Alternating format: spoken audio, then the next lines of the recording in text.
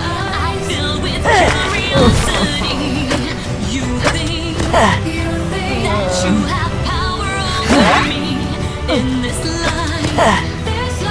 There's no hope for you and me. So turn away your face and stay with me.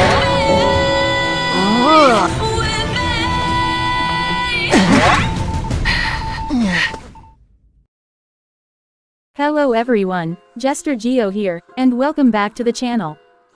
When this video releases, the newest season would have already started for all to experience. However, despite that, NetEase would end up dropping one of the biggest balance updates they have ever released. And, while there are a lot of reversions they did that I really hate, I do think this was an overall positive update. Not only did this update deliver all the character balance changes, but also the new pinging system and map changes to boot.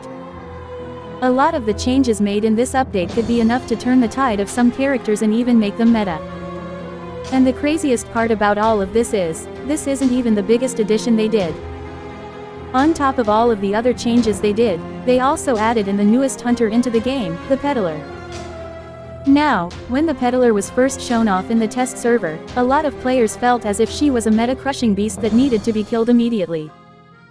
I was on the opposite side, where I thought she was a balanced hunter, but had some problems that needed to be changed. Well, with her release, there also came a plethora of balance changes made to make her a lot balanced. Did they fix all the issues? Is Peddler still the meta-crushing beast she allegedly was? Well, let's take a deep look into the changes and see for ourselves.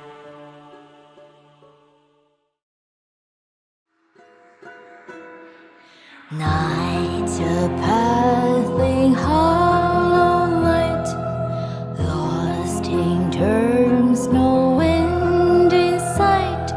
Silver coins in secret ties, echo dreams and echo lives. A common misconception with balancing that I do want to get out of the way before we begin is the idea that NetEase only nerf hammers survivors. I think this is because, when comparing Hullabaloo's test server changes to survivors like Wendy and Archer, it makes it seem like they only nerf survivors hard. However, this isn't actually the case. Hunters like Goatman and Ivy got massive nerfs before they even reached the live servers, it's just those hunters were way too overtuned for people to notice. The same happened to Peddler now, as she got a ton of nerfs when she came to the live build. To start off the nerfs, they basically nerfed all the stat boosts from Metal Affinity. The movement speed was reduced from 10% to 8%, meaning you will gain less distance whenever you activate it. Control effects, knockback, and slowdowns reduction got reduced itself from 50% to 40%. You'll still be able to tank stuff very effectively, but it will give a small window for survivors to make a play. Finally, the range increase got reduced from 2 meters to 1.5 meters, meaning the range of Metal Affinity is now 4.53 meters. This means her range won't be on the same level as Wuchang or Feasters, but she'll still have a good reach. Speaking of her affinity skills, the cooldown of those also got a nerf, going from 5 seconds to 6 seconds. This is a very small nerf that won't really affect Peddler, in my opinion. With that being said, that extra second can add up during the match, so it can still make dealing with the affinities much easier. However, now we get into the big stuff, as they effectively gutted the nature side as a whole. First, they reduced the time that her grass traps stay up from 12 seconds to 8 seconds. Despite traps being easy to avoid if you're paying attention to them, I do think they lasted a bit too long. Because of that, I think lowering the time on traps is fine enough, as they'll still be effectively without completely shutting down an area. They also reduced both the duration of the traps to 4 seconds and the stun time by 1 second if a shared survivor is close by. This effectively kills using the traps to camp a survivor to death, which I am so happy they did. The original traps were stupid, as they basically stopped anyone from being able to rescue against the traps. It basically gave Peddler 12 seconds of free chair time if she cycled these traps, which made rescuing against her a nightmare. These changes made it so you can still use the traps to slow down the rescue a bit to try and get the survivor after half. However, you can't use them to cheese the rescue anymore, which I am happy about. Finally, the vine itself got nerfed, and I do think it got nerfed extremely hard. For starters, the stun time when ensnared by the vine got reduced to 0.3 - 2.6 seconds from 0.5 - 2.8 seconds. Honestly, I think in most situations, you won't really feel this nerf happening if you're very quick with your vines. However, for those who aren't, that small amount of time could be enough to allow survivors to react. It's a small thing, but I honestly don't have any complaints because this wasn't really a complaint I had with Vine. They also reduced the hitbox of the Vine itself, which can definitely be felt whenever you use it. It basically means Peddler doesn't have a free grab anymore when using Vine, something that I wasn't a fan of. This was made worse by how quickly you can cycle through Vine, allowing you to get a down in seconds. With this change, you actually need to be accurate with your Vine in order to get value from Vine, which I am happy about. There's a few other bug fixes they did, such as make it so she can't turn any wall into a drop down anymore by using mineral absorption. However, I don't really care about all the bug fixes they did, so I'll just wrap up the changes here. Overall, I am extremely happy with all of the changes that they did. They targeted all the problems I had about Peddler without outright killing all of the things I thought were fine. Now, obviously, she's not gonna be as insane as she was in the test server because of all the nerfs they did. However, she's also viable still in the meta, which I am extremely happy about. With that said, we should probably go on to the next section before talking about her place in the meta and whatnot. Because of that, let's cut this section here and move on to my opinions on Peddler.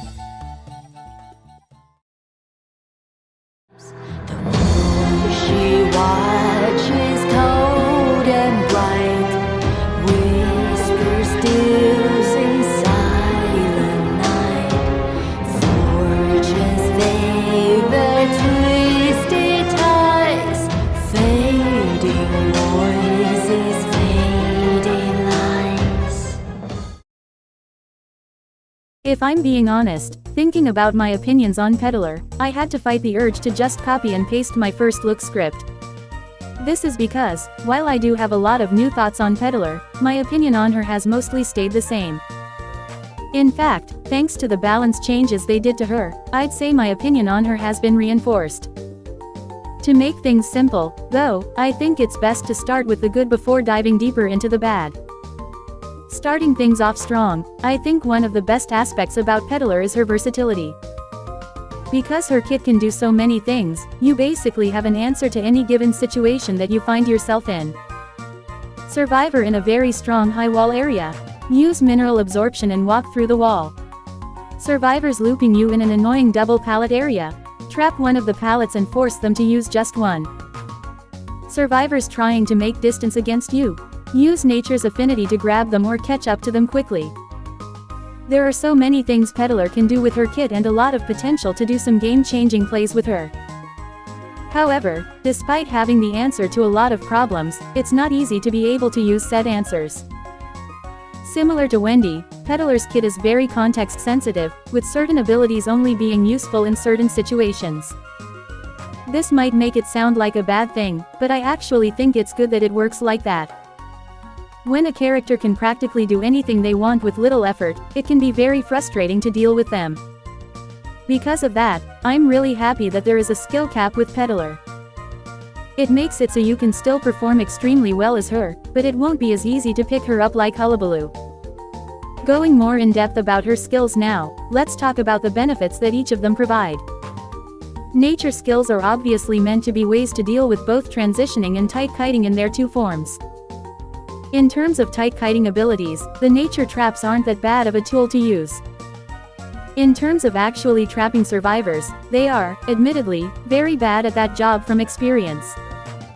In all the times I've been using traps during a chase, they only really trap a survivor once every few matches. However, the main strength of these traps aren't to stun the survivors themselves, but rather to zone them. Even if nature traps don't outright trap survivors, it still forces them to stop using a pallet or a window that was trapped for a short time. It forces them to either quickly reach the next obstacle, use an item to get away, or just tank the hit. Even in the worst case scenario, it still forces them to use a resource that they might have saved for later. Additionally, because these traps take a second to actually form, a survivor could try and take the risk of going for that obstacle. The goal being to vault the window or drop the pallet before the trap fully forms. Even in these situations, you still win out in the end, as they're forced to drop the pallet in worst case situations. In the best case situation, it always leads into a free hit, as they'll be too late and get trapped. They can even be trapped after dropping the pallet depending on how you placed it, meaning they can't gain any distance while you break the pallet. Additionally, these traps can be used to stop certain routes, such as the big boat top window, or to protect yourself from harassers. These traps can also be used for camping, although to a lesser extent than in the test server. Due to their short length and stun time, they aren't meant to carry the camp, like they originally could. Instead, they should be used to squeeze a second of chair time left, whether it be to put a survivor after half or eliminate them. In my opinion, I think the traps are perfect exactly the way they are. While not broken like a lot of other abilities, they are incredibly useful in chase and not something to underestimate. Vine is another ability that is actually still a really good ability to use, even with the nerf. It's a multi-purpose ability, which can be used for mobility or while a survivor is transitioning. In terms of mobility, you actually gain a ton of distance whenever you do use the vine to transition.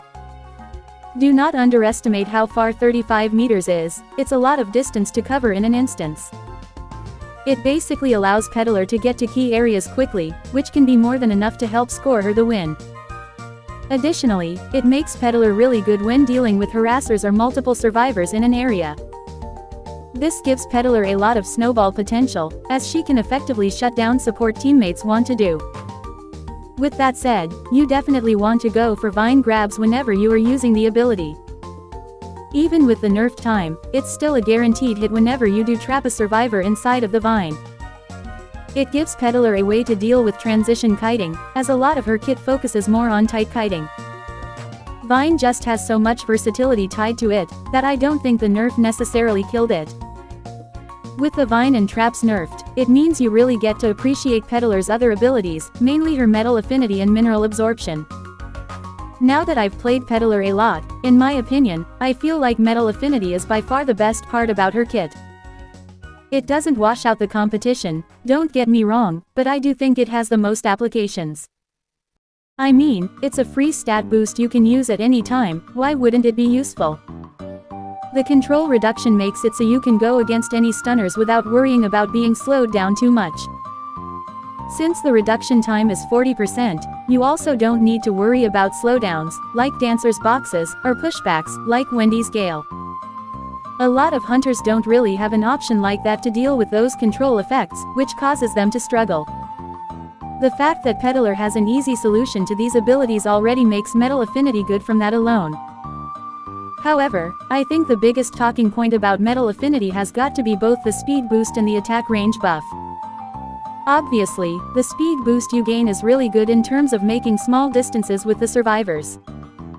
It can help with tight kiting or provide a small amount of speed before they make it to an obstacle. Additionally, the speed boost further nerfs slowdown effects, so it's very useful against those survivors. On top of that, rather than Ithaquas or Nightmares, Peddler's speed boost is a constant rather than it depleting over time. This means you will get full benefit from the speed boost for those 10 seconds, which is really good. With that said, that pales in comparison to how useful the extended range she gets when using metal affinity. Playing as Peddler, while the range of her normal attack is fine, the actual hitbox of her attack is kinda shit. It's obviously not super easy to dodge and whatnot, but it can still be abused like Geisha's hitbox can. The metal affinity basically makes this a non-issue, as attacking with this buff makes it far easier to land hits on Survivor. On top of that, the extended range is really good, as it can give you enough range to hit survivors before getting to pallets or windows. Additionally, the extended range makes going against drop-downs, such as basement, far scarier now. You basically need to be a guaranteed rescuer or a pseudo-rescuer with a good item to even attempt these rescues now. One bad move and it can be game over for the team, which makes Metal Affinity really powerful. There really isn't a point where Metal Affinity isn't useful to have at least one of, since it can be used in so many situations. Because of that, I do think Metal Affinity is the newest best ability out of her entire kit. Lastly, I wanted to highlight Mineral Absorption as my final good point, since it has come in clutch so often when playing with it. While traps and Metal Affinity can help in certain areas, there are still some kiting areas that can be a nightmare to deal with. Examples, such as the hospital or the haunted house ruins, come to mind when I think of annoying kiting areas. There are just too many resources in that area for survivors to work with, allowing them to stall out these abilities effectively. This is where Mineral Absorption comes in clutch, as it temporarily guts these strong kiting areas. As long as you have an absorption on hand, you don't need to worry about a god pallet or a strong double pallet. All you need to do is create a hole in the wall and continue the pursuit from there. This ability forces survivors to think fast whenever the hole is forming, which could lead to some mistakes. Whether it be them using up an item, dropping the pallet on the wrong side, or taking a hit, this ability can really disrupt survivors. Not only that, but it can also be used outside of its intended function to do some cheeky plays. You can skip vaulting the window on drop-down areas with this, which can potentially snag you a drop-down hit. It can also be used to give you an easy route to a dangerous chair or, more importantly, towards the basement. In fact, thanks to this ability, survivors need to be far more mindful as to where they die when it comes to basement. Those far from chair locations can be a double-edged sword with this ability, as it can go from stalling the chair to a trip to basement. And considering that Metal Affinity makes her basement camp scarier, you really don't want to go down anywhere near basement. It has a lot of utility for it, which makes it a really good skill to use, in my opinion. I honestly use this skill a lot more than I do the nature skills simply because of its utility. With that said, this skill isn't without its flaws and I think it will be best to talk about her flaws by starting with this skill. While Mineral Absorption is really good at cutting areas short, it won't work on every kiting area in the game. Put simply, there are some areas that have too many resources connected to one another for this to be effective. My mind goes to the decrepit cottage on Sacred Heart or the side gate ruins on Church when thinking of these areas. This problem is made even worse if the survivor is vaulting a window, as if they have knee-jerk, the hole will become useless. Not only that, but you can also unintentionally make certain kiting areas far worse unintentionally if you add a hole to them. Because survivors can also use your openings, they can also use said holes to chain much more efficiently. It can also grant an extra entry point for them to enter the kiting area again if they leave it, which can be really bad. Because of that, you really need to be careful as to where you set up the hole to prevent this from happening. Another reason why you need to be careful as to where you absorb is because trying to absorb walls itself is a bit finicky. During my matches as Peddler, I will occasionally try to absorb the wall to make a hole, only to absorb the ground instead. I would guess it's because the detection on walls is really weird if you try and use it at certain angles. I think with knowledge of what you can and can't absorb, it can sorta make up for this issue. However, it can still be very annoying trying to make a hole, only to waste your absorb on a useless trap. There's one more problem I have with Mineral Absorption, and it's a problem that Metal Affinity, which revolves transitioning.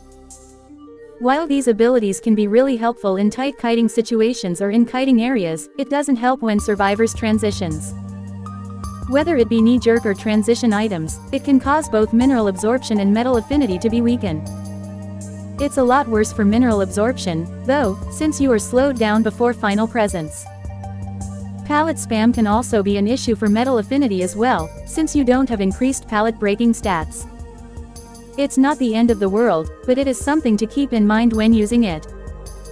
Regardless, I do think transitioning will be the weakest part to these skills, which I will go more in depth about soon. Another issue with Peddler is how limiting Metal Absorption is, which honestly confirms my concerns of it being niche. Put simply, you're never really gonna get much cipher control value off of Metal Absorb unless you chair next to a cipher. And, by that point, your presence alone will prevent survivors from decoding the cipher. Now, if that survivor does get rescued and leaves the area, locking the cipher before going for the chase can be a good idea. Additionally, if there's a cipher like the one I'm showing on screen, you can disrupt the cipher by constantly locking it off. However, other than those niche situations, metal absorption is honestly only useful for getting metal affinity. Moving on to gravel zones and nature traps, we can't talk about their issues without mentioning how easy they are to avoid. It's a problem I mentioned when talking about the nature traps, but it's really easy to avoid the traps as Survivor. Now, since the trap is a lingering threat, the fact that they're easy to avoid isn't really a problem. The gravel zone, however, suffers from this exact same problem, but to an even worse degree. Similar to the nature traps, it's very easy to avoid the gravel zone when you see it develop. However, because the explosion only happens the instant it appears, the survivors only need to avoid it during that time. Afterwards, the survivor can just run into the gravel zone whenever without the risk of getting chipped anymore. Now, they still suffer from the interaction and decoding penalty, which can hurt in some situations. Additionally, survivors affected by the gravel zones will also be highlighted to Peddler during the debuff itself. However, while the 20% debuff can hurt, it only lasts for 10 seconds and it's not really as scary as I thought it'd be.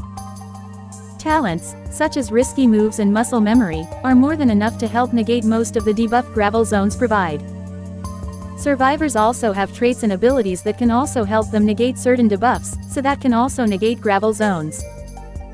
Not only that, but with Mind's Eye's newest buff, she can help hide the highlight of survivors who are affected by gravel zones. Granted, you need good communications in order to even pull this off.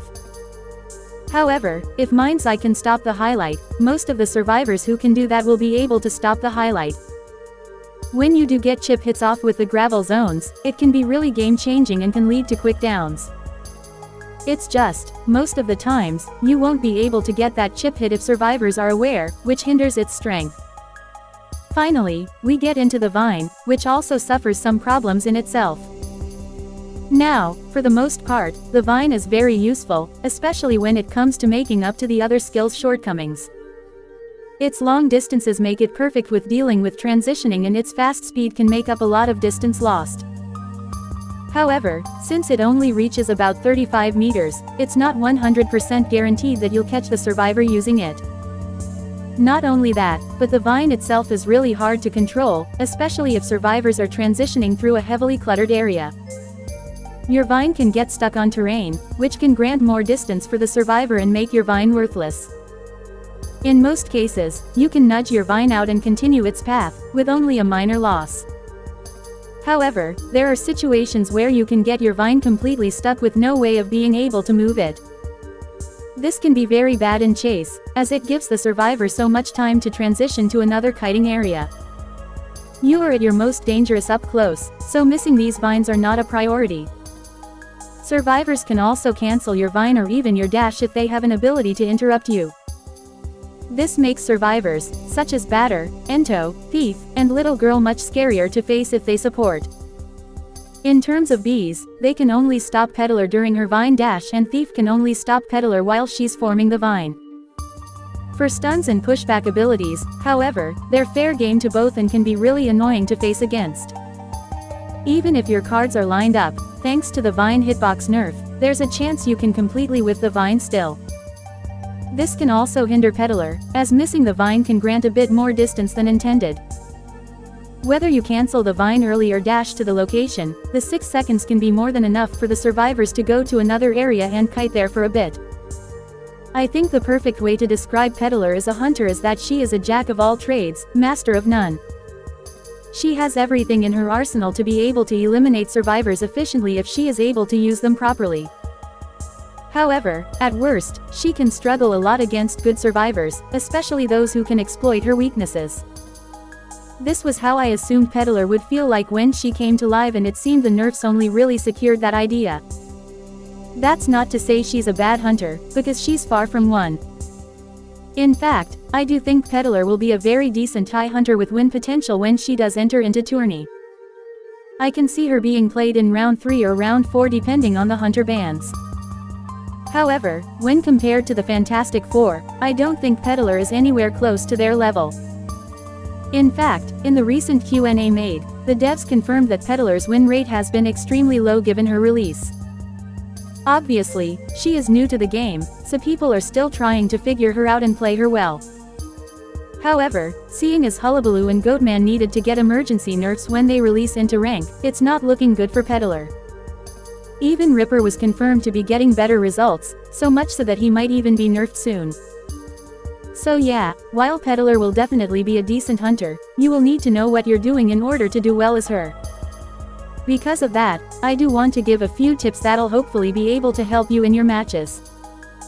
So, without further ado, let's get into the tips section and even see what builds you should run on her.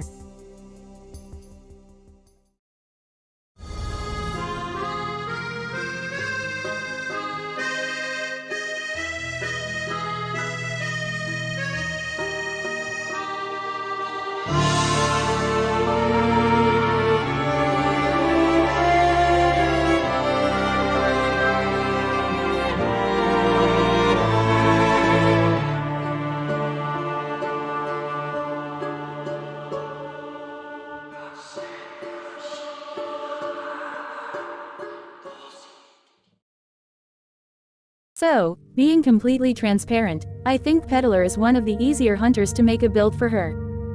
Due to her presence abilities only really being minor stat boosts, I don't think Insolence is the best build to run on her. I could be wrong, though, as I was with the Ivy build, but I do think her stats are too niche for Insolence. Confined Space can work on her, since you can use Mineral Absorption as your blink ability. Additionally, because her pallet breaking speed is a bit slow, bringing destructiveness can help. If you do want to have blink as insurance, though, then using trump card is the right call. You can always bring destructiveness afterwards, so you'll still be able to get fast pallet breaks while still having insurance. It really just depends on your playstyle and what you feel will help at the given situation. In terms of actual tips to use, you should get adjusted to your absorption range alongside the walls you can and cannot absorb. Depending on the thickness of the wall, you won't be able to absorb it, so keep that in mind. Additionally, the actual absorb can be a bit finicky to use, so I highly recommend you see for yourself in custom. Getting into her actual kit, metal absorption should only really be used to get metal affinity. Metal affinity is a game changer in a lot of chases, so I highly recommend getting at least one stack for your first chase. Metal absorption can be used to lock off ciphers temporarily, but it's too niche for me to consider it. If you're in a situation where the cipher is far, but not too far from the chair, take advantage of it. That cipher lock can buy you so much time when used properly, so don't completely sleep on it. I highly recommend you don't make a habit of using metal absorption on rocket chairs when using it. You can chair survivors on those rocket chairs, which could be very bad in certain situations. Additionally, keep in mind that you cannot absorb any ciphers that have been completed by the survivors. Finally, remember that you can use metal absorption in order to lock gate panels off. This won't come into play often, but if you need a few seconds to prevent survivors from decoding a certain gate, it can definitely help out. As for both nature traps and gravel zones, you should be using these abilities to try and zone players out. I'm gonna be honest, you probably shouldn't expect these zones to be able to grant too much value. With that said, you can use them to surprise survivors or make certain plays harder. Place the grass traps in front of pallets or windows to force survivors away from them. If they go for those obstacles, they'll either be forced to use the resource up or get trapped before reaching it. As for the gravel zones, it's important to use them before a survivor reaches a window or during the rescue. The chip hit will cause survivors to be cautious of the rescue and even cancel certain abilities depending on how it's used. Additionally, while the interaction debuff can be cancelled out a bit, it can still throw a survivor off and lead to a terror shock. Traps can also be used to buy an extra second of chair time when used well. It won't completely shut down a rescue, but it can push someone after half or eliminate them outright, so keep that in mind. Once you have an understanding of how your holes work, be sure to use your holes to shut down certain kiting areas. Be careful, though, as these can be spun against you if you use them improperly. Additionally, think outside the box when placing these holes, especially when it comes to utility. These holes can be used to drop down quickly or make fast routes towards rocket chairs or basement. They can also be used to ignore palettes or certain god windows, which can save you a ton of time. With Vine, you should carry at least one or two of them in case of transitioning situations. These are your only way to combat that, so having them on hand should be really nice. You should prioritize grabbing the survivor whenever using Vine, as it'll be a guaranteed hit. In the cases you can't, however, try and maximize distance between the survivor with Vine. Once you're up close, you are your most dangerous, so don't worry if you don't grab the survivor. Be cautious of your surroundings whenever you plan to use Vine in chase. If there's any survivors who can interrupt your Vine, they can be a problem if they try and assist in the chase. Because of that, you should consider when it's safe to use Vine or not. You should always have a metal affinity in your pocket anytime you are in a chase with a survivor. You can use it to anticipate stuns, for extra speed, or get extra range on your attacks. You can never really go wrong with stat boosts, so I highly recommend having them on hand. Finally, and this is a similar point I made with Wendy, but context sensitivity is key when playing Peddler. Peddler has a lot of things in her kit, some of which won't work in certain situations. If not careful with how you use certain abilities, you can struggle extremely hard when playing her. Because of that, it is extremely important that you understand which ability is best for which situation. Peddler is a really balanced hunter, with a lot of high points and low points baked into her kit. Her bloated kit may seem overwhelming to some, but it is all meant to complement each other to help in the overall kite. Peddler definitely isn't the most meta-defining release we have gotten since Hullabaloo, and that's okay. We don't need to have broken releases every now and then. Even if she has a lot on her kit, sometimes a simple tie hunter can be more than enough to get players by. With all of that covered, that concludes my thoughts on Peddler. Compared to my other analysis videos, I do think this was the easier one for me to make. Then again, that's mainly because how I felt about Peddler was kinda already stated in my first look video. This video only really expanded on that video. That's not to say she's a bad hunter, she's far from it actually. Playing as Peddler, initially, I wasn't really doing well or having much fun playing as the Peddler. However, that was mainly because I really wanted to play as Ripper or Lucky Guy rather than play Peddler. Once that phase wore off and I took Peddler seriously, I had a lot more fun playing her. Not only that, but I began actually learning what to do as her and began seeing her potential. She'll definitely be a lot harder to win with as opposed to the big four hunters in the game right now. However, I do think Peddler is worth playing, as she offers so much variety as a hunter. And on that note, I think that's all I have for today's video. The next video will be another IDV related video, so look forward to that. Until then, thank you so much for watching and I will see all of you next time.